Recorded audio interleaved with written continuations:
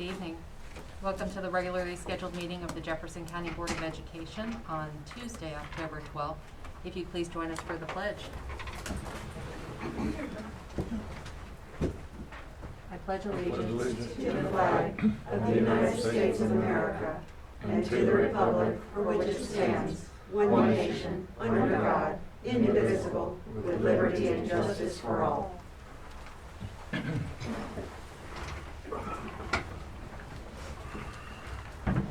And before we start this evening, if you wouldn't mind, I'd like to just take a moment of silence for a member of our school community that we lost this past week, Mr. James Taylor.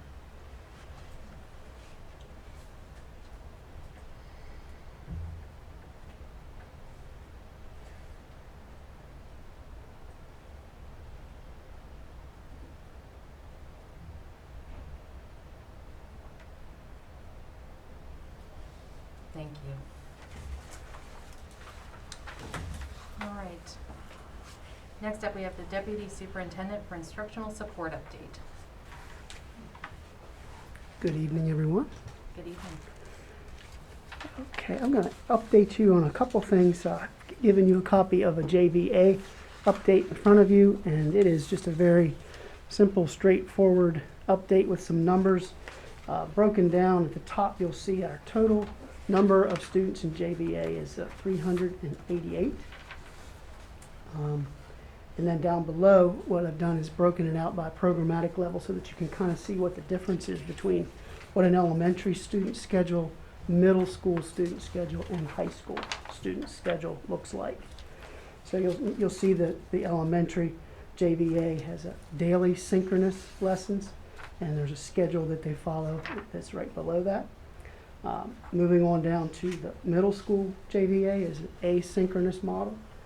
They do have live check-ins with safety checks and attendance, and tutoring sessions that are available once a week, as well as the adjuncts offer office hours as well. As you move on down to the high school, similar to the middle school, but as you know, high school students have different schedules and different graduation expectations. So again, asynchronous lessons via Canvas, except the AP and some honors, and those are offered through West Virginia Learns. The electives are delivered asynchronously as well via OdysseyWare. Daily live homeroom check-ins, just as we said with elementary and middle. And then the adjuncts you see are part of the high school model as well. We have had several students, as you know, and have heard all along, that have wanted to become virtual students because of the pandemic or other reasons. So we have a set of students who've been coming in and out of the virtual program, and they are on OdysseyWare, and that's what we call our virtual alternative. And I won't read through all of those, but as I said, those students are coming in and out quite a bit. The JVA students, on the other hand, are enrolled and staying put. We don't have a whole lot of movement back and forth with our JVA students. Lastly, I wanted to point out at the bottom, placement changes. So anytime a student requests a change in placement, we have worked on that process to make sure that we're always going through the SAT process for that. And we follow that at the school level with in-person instruction. We want to do the same with our virtual model. So just wanted to bring that to your attention tonight and give you a little bit of an update.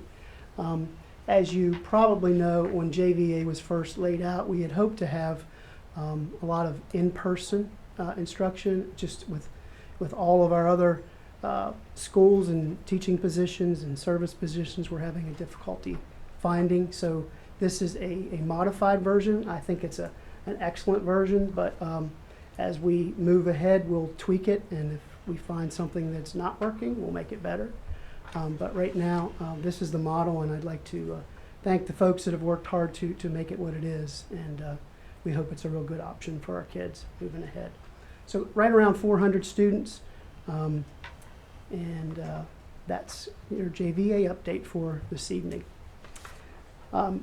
Next, I'd like to just give you some highlights from Sustaining Excellence and just give you a few updates. I know you've heard most of these, but one thing that I have seen differently this year than any other year is the number of vacancies that we have on a daily basis. Those include positions that are unfilled. We have positions that are unfilled that we don't have teachers for. It also includes when a teacher takes off and we are unable to find a sub. So we have two issues going on there. We have vacancies where we're not able to find teachers, and then secondarily we have teachers that when they take off are unable to find subs. So what this does in this particular year, that's worse than any year I've ever seen, is we're asking our teachers in the building to cover during their planning time when we're unable to find people. And so, for example, maybe last year or the year before, a teacher might be asked, once a week, once a month to cover during planning. And I think that's happening just about every day, every other day. They're being asked to cover during planning. They are being paid for that, but they're also giving up time. So that means that they have no time to plan during the day if they're covering someone else's class, which is not easy because you're stepping into another person's classroom and trying to do what they would do if they were there. So also our fill rates for substitutes are just about 51%. So that means anytime we have a list of vacancies for the day, and that what I mean is for teachers who've called off, about half of those are being filled. That's much higher than in years past, and there's a lot of reasons for that. But certainly our substitute pool is part of that, along with the pandemic. So things that, so what happens when teachers don't get their planning? What are the things that they typically do during planning time that if they don't have it, things don't go as well as they could? And that's reviewing student performance, obviously planning and preparation. That's the purpose of a planning period.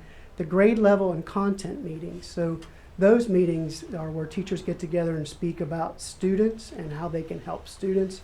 And also, if you have department meetings, they're meeting about their department needs and how they can ultimately help students. Creating materials, student assistance teams, which are what we call SAT teams that I referenced earlier. Those are teams that get together to talk about possible placement changes, possibly additional testing or intervention for students. Social emotional support, and also evaluation and feedback that principals would typically give teachers happens during those planning times. So obviously the teachers aren't the only ones that help us run the school. The service employees are vital, and I'd like to start off with secretaries. I don't know if any of you have ever substituted for a secretary, but it's very difficult because they pretty much run the school, as we all know.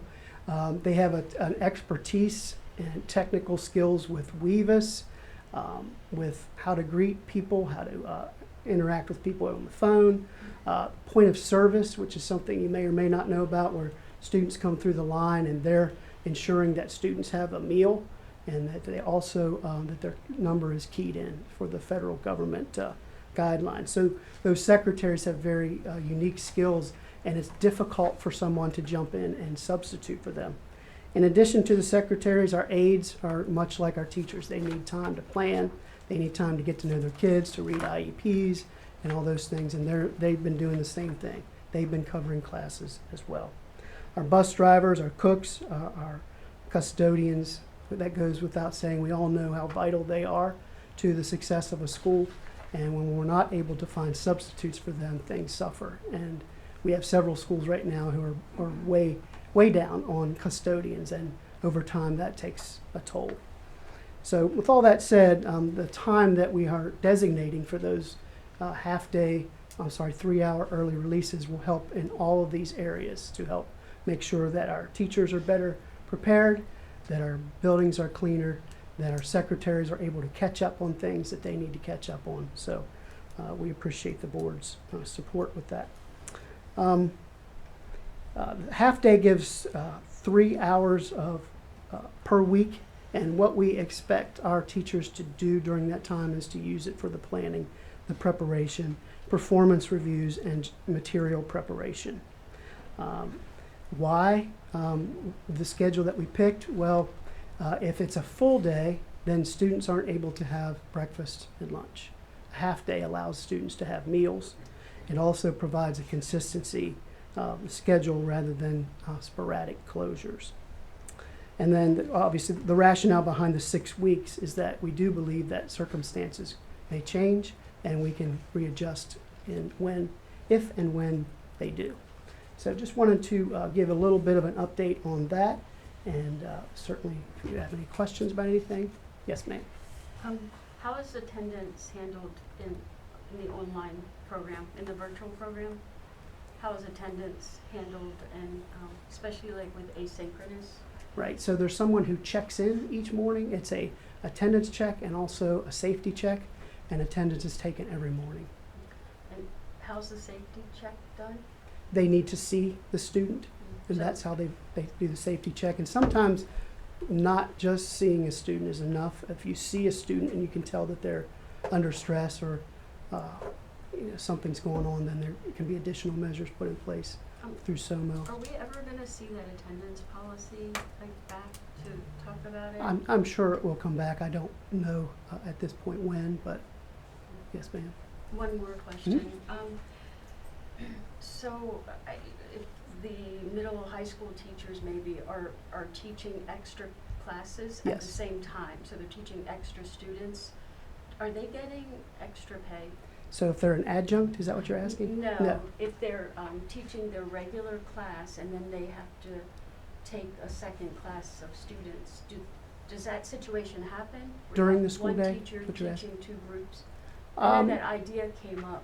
I don't know if it happened in the past, but this year, no. I don't Okay. know that that's happening at all. I think all districts have experimented with teachers trying to teach students who may be home on quarantine or for other reasons, and also trying to teach their class, and it's very, very difficult. So And so is there stipend for that? I don't think that's happening in our district, and I don't believe that there was or is a stipend for that. I may be wrong, but I don't believe so. Thank you. You're welcome. Thank you.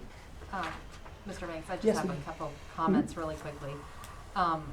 With the virtual, I just want to thank your department and the SOMO department for all the follow-up that you're doing with the kids. You're I welcome. mean, I had a parent who gets a call from Mr. White on a weekly basis, checking in on his daughter, and it's just, it's above and beyond, and thank you very Mhm. much for staying on top of You're that. welcome.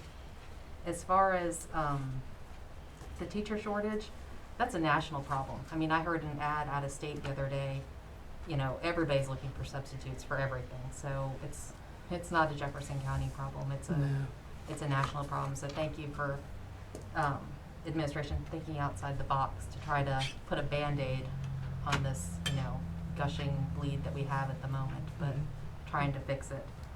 And as far as covering classes, it's not just the teachers burning out. I mean, when they do cover a class, I understand they do get paid for that planning period that they're missing. And then it goes, they fill out paper by hand. It goes to the office deals with it. Then it comes to finance deals with it, so that person can get paid. So I mean, it's trickling down. It's not just the person in the classroom suffering, it's the entire system suffering. So we do recognize that. And also, thank you to the administration for finding partnerships for childcare to help parents deal with these next 6 Fridays. So thank you for You're that. welcome. Thank you.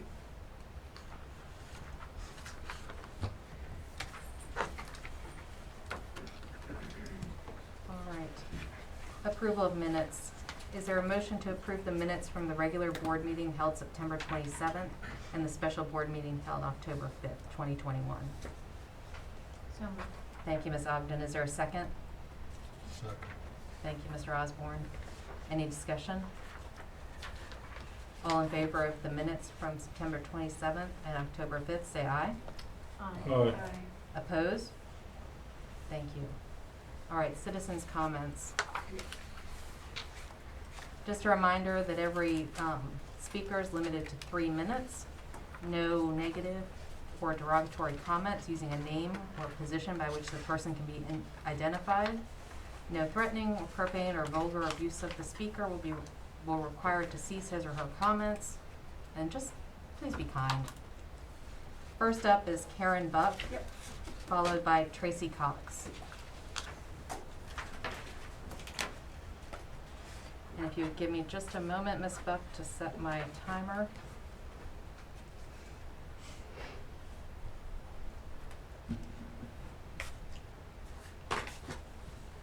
All right, whenever you're ready, ma'am. I'm Karen Buck, citizens' comment, purely my own opinion, meant for entertainment purposes only.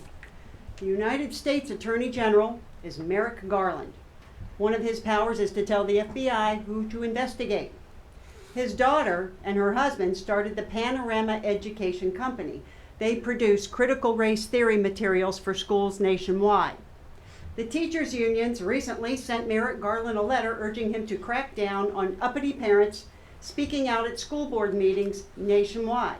So then, what did Merrick Garland do? He labeled all parents as domestic terrorists for speaking out at school board meetings. Now here's a news flash. It's not against the law to speak out at a school board meeting. And it's not a domestic terrorism issue to speak out at a Board of Education meeting. The FBI has no standing or jurisdiction in this room unless somebody makes a terrorist threat. We will continue to oppose and expose your actions every single time. We will continue to exercise our constitutional rights, and there's not a damn thing you can do about it. Now let's talk about the teacher shortage. Yeah, it's a national problem, but money is not the problem. So what is the problem? Maybe it's critical race theory, black math genius, unscientific masking of our children, school vaccine competitions, and on and on and on. And now we have half-day Fridays for kids so that administration officials, or overpaid people in this building, can have Fridays off. We're going to give parents $10 every Friday to compensate for their having to get child care. You could have left it alone because that $10 was a giant slap in the face. Insulting, yes. Intentional, maybe. Now, next May the 10th is the election. That's where we get to clean out our own backyard. There will be early voting, so take your sick time or your vacation time accordingly. New candidates are going to be introduced soon to replace this monstrous board and put our kids first. These people this Board of Education here is extremely organized politically. I've seen it. But their message is all about money, suppression, control, removing parents' rights, and removing parents' voices. They will not win. Thank you. Thank you. Next up is Tracy Cox, followed by Barbara Fuller.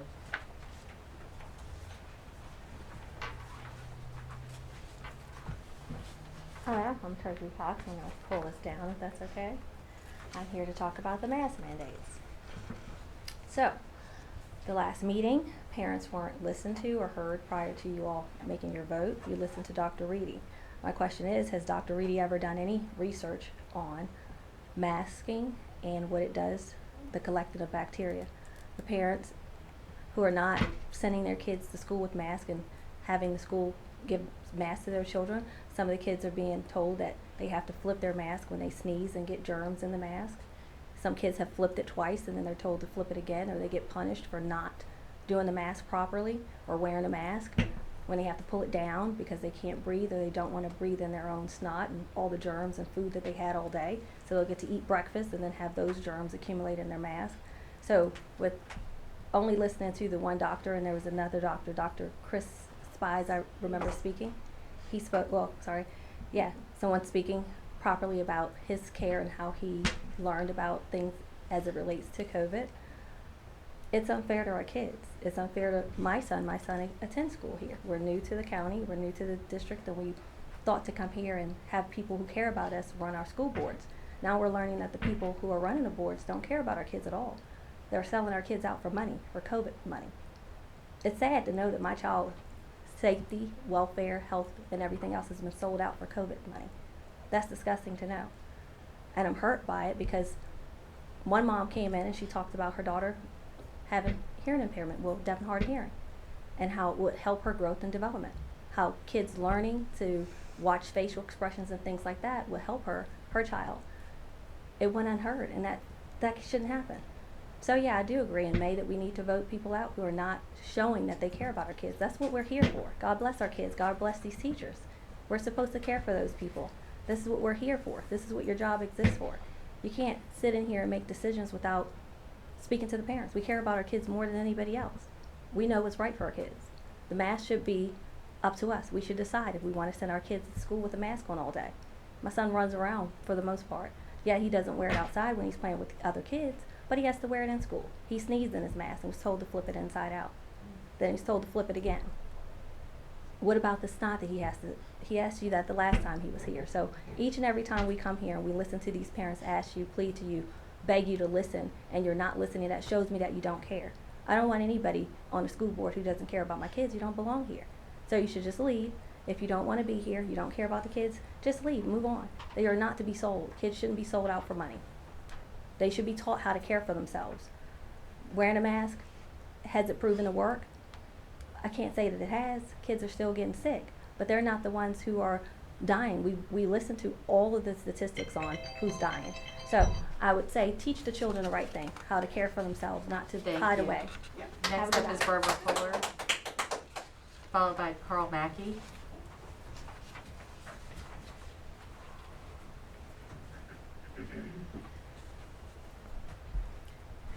Good evening. I'm thankful for my 3 minutes. I attend lots of meetings every single month, and I keep on hearing the same things. I was a little disturbed when I attended the Board of Health meeting virtually the other day, and I see that they are getting $20,000 in excess levy fees as a gift from the Board of Education. My question is, those are for learning. Why are they not going to our children? And then I look at the financials and I see that we're also doing the same thing to Parks and Recs. Do these people not have their own budgets? One of the things that I learned yesterday, which was a little disheartening, was 2 elected officials reported that the Board of Education requested police/sheriff support or presence. Why?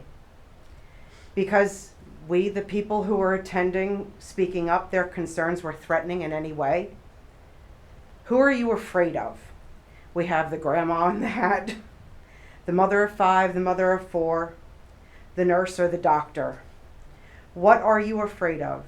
The actions of the board prove that they are unfit to serve our community. If parents scare you, well then it's time to resign. Do better. Thank you. Next up is Carl Mackey, followed by Jennifer Kraus. Good evening, board members. I'm not as prepared as I usually am for speaking to school boards. I'm a teacher, and I had to part ways with my planning time today. I'm not a teacher in Jefferson County. I teach over in Loudoun. I've been teaching for 23 years. I was concerned about the sub shortage we have. It is a national issue. We have a shortage over in Loudoun. We have unfilled vacancies in my building every day. However, what concerns me is that we seem to be addressing the teachers or the substitute shortage with taking away instructional time. I have a daughter at T.A. Lowry that's set to lose about 18 hours of instructional time over the next 6 Fridays. And I'm very concerned that we've arrived at that conclusion a little bit too quickly. I think what we should do before we decide to take away 6 more Fridays of instructional time or 18 more hours is take a look at how we can incentivize the current pool of subs we have to start working more days. Over in Loudoun, they have about 1,600 approved subs. The problem that we have over there is that those approved subs are working somewhere in the neighborhood of about 2.8 days per week. If they could just get more of them to step up and start working 4 or 5 days a week, then our sub shortage will be solved without us really having to add any bodies, because adding bodies is a very tall order to do at this point in the game. What I would suggest is you probably have the same issue here. You probably have about 300 to 400 approved substitutes that are probably giving you 2 to 3 days per week of their time. And what we should try to do is incentivize them to step up and work more days per week. And I would suggest, before we take away more instructional time, we adopt something similar to like a staggered tier system, where if somebody works for us 2 days a week, they fill a vacancy in a classroom 2 days a week, we're paying them $115 a day. If they come in and work day 3 and day 4 in a given week, we'll pay them $135 for day 3 and 4. If they come in all 5 days of the week, for that 5th day, we'll pay them $155. We make it so that the current pool of subs we have are now incentivized to step up and work more days per week. And that's probably something we can do. Your business and financial people can probably give you the cost that out for you and see if it's financially doable. But that's going to be something that we control. We control what we pay people. We don't really control that the pandemic's going to die down. We don't control the economy. We don't control quarantine rates. But we control how much we're incentivizing the currently people we have on the payroll to work more often. And I think that staggered tier system would do that. So before we decide to take away 18 more hours of instructional time, we try to look at ways to incentivize our subs to step up and work more frequently. The job you have is hard. I understand that. And I hope that we're able to solve this before we impact kids anymore. Thank you. Next up is Jennifer Krause.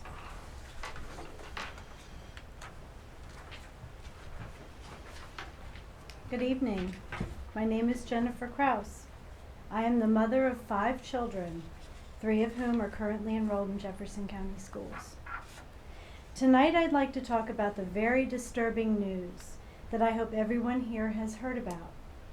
United States Attorney General Merrick Garland has instructed the FBI to label upset parents who voice their concerns at school board meetings domestic terrorists, and to investigate those parents accordingly. Concerned citizens speaking to their elected officials is not domestic terrorism. It is democracy. The same democracy that got each and every one of you elected. It is your job to listen to our concerns. Whatever the issue and whatever the concern, we have the right as free citizens to voice those concerns without the fear of retaliation. I call on this board tonight to draft and send a letter to federal and local law enforcement, as well as to the National School Board Association, stating your firm objection to this totalitarian idea, that you disagree wholeheartedly with the United States government attempting to intimidate parents into giving up our First Amendment right to free speech. Tell them that you respect the views of the parents, grandparents, and concerned citizens that you represent, and their right to express their concerns. Because you are a school board that believes in transparency, I anxiously await the publication of this sent letter. I believe this is the one issue we can all agree on. Don't you? Thank you.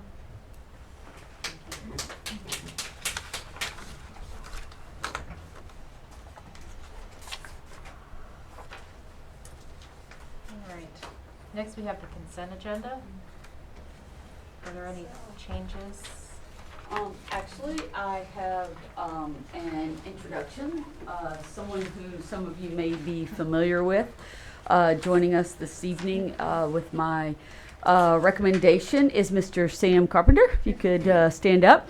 Mr. Carpenter is actually, I'm recommending him to join us as the interim assistant principal at Charlestown Middle School. He may seem familiar to you. He grew up here in Jefferson, currently lives in Harpers Ferry with his family, and was actually a heck of a baseball player, from what I understand.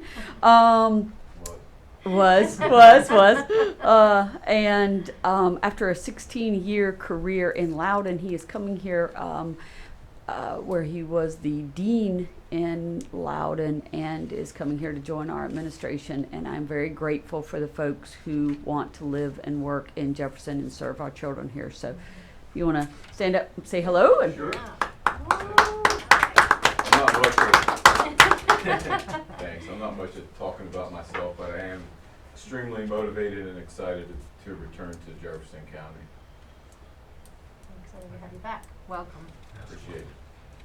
Look forward to working with all of the parents. I love the passion. All right. right, so on the consent agenda, number 25 is deleted, is that correct? Yes, ma'am. And, And number 2 on the superintendent's approval is changed. That was labeled, mislabeled as a 1-to-1 where it's actually a trauma classroom aide.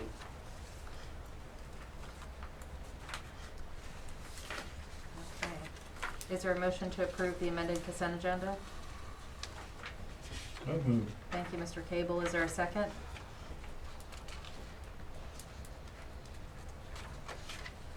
Second. Thank you, Mr. Osborne. Any question or discussion? I have questions. Yes, ma'am. What is ELA adoption stipend? The state requires that school systems complete a review of new materials in content areas. They have an adoption cycle where ever so many years you have to adopt a new curriculum, a new textbook in an area. Our ELA adoption is coming up, and those are the individuals who've been recommended and agreed to serve on that committee and review those materials and make recommendations. Those materials will also, once they complete their review, be available to the public, and we send out a notice for the public to come and review them as well. And then following that process, we make recommendations to the board. Thank you. And my other question is for positions 108 and 109, why does it say position creation, position change? Is it a reclassification? Should it just be called reclassification? That is a great question.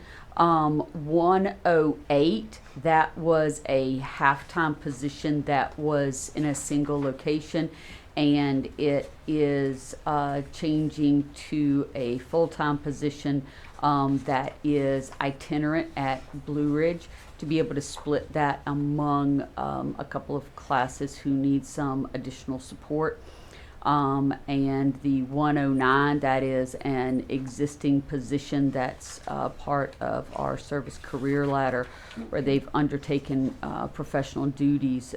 It's the same number of days, only they would now be an exempt employee, meaning they could not earn overtime through that. And like the other positions, would require both an associate's degree and certification in finance. So it looks like it's a way for service personnel to get a pay increase for doing the same work they're already doing. Is that right? No, ma'am. That's that wouldn't be beneficial to the system or to the person. It is a way. We have service positions that have undertaken, or we've added professional duties as their jobs have changed, and as we've faced shortages, they've taken on professional duties. They've also obtained associate's degrees and certifications. Anytime one of those is recommended, as you'll notice online and in your packet, that's accompanied by a job description. That is a job description that shows the duties that were added to it. Yeah, the reason I'm asking is because I'm wondering if these positions will be backfilled. So are these new positions, or are they moving to a new position and then you'll have to hire somebody to fill their position? That is a wonderful question. No, ma'am, they're not positions in addition to. Those positions are being transformed into, those positions no longer exist, and they're being transformed into the new ones. So then for 104 and 105, the same question. Will you be hiring people to replace these people who are being transferred? No, ma'am, we will not. So maybe it shouldn't say transfer. Mhm. Then maybe it should be reclassification. I don't know, but it Well, just makes it look like mhm.